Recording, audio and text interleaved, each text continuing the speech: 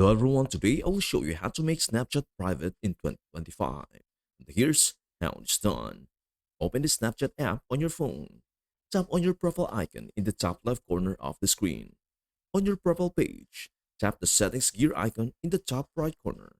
Scroll down to the privacy controls section. Now adjust the following settings. Ghost mode.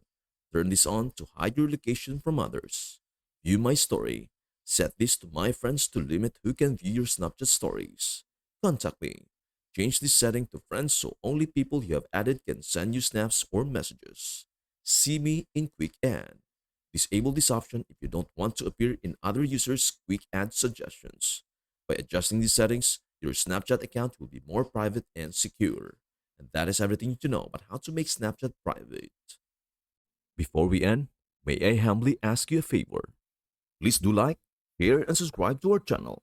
This means the world to us. Thank you so much for watching. We hope to see you in our next video.